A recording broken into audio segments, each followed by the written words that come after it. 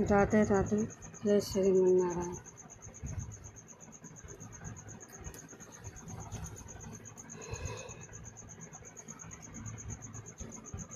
ये रिमिकी झिमिकी देवा बरिसिले ओरियाना मधु चुए। ये रिमिकी झिमिकी देवा बरिसिले ओरियाना मधु चुए। ये भिजला महादेव के पगिया गौरा देई के आंचल। ये भिजला महादेव के पगिया दे गौरा देई के आंचल। ये गोदी पैसे भिजिले गणपति बाबू होई छठ परसन।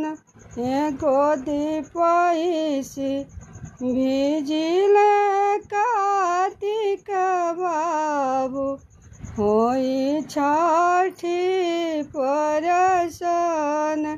ये गोदी पैसे भिजिले सुंदरी बेटी होई छठ परसन। रिमिकी झिमिकी देवा बरिसिले ओरियाना मधु चुए।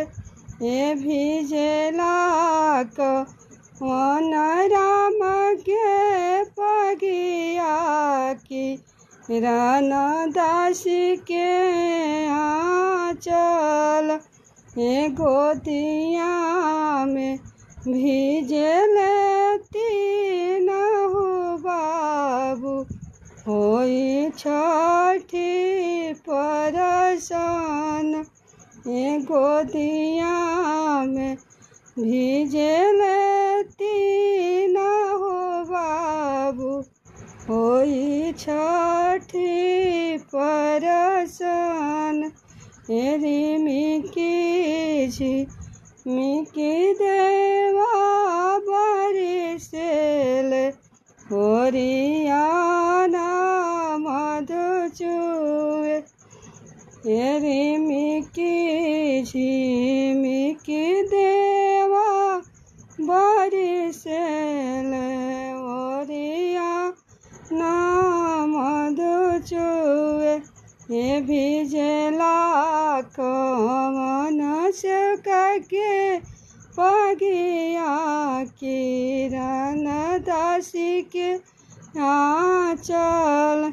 ये गोदिया में भिजले तीनहु बाबू होई छठ परसन।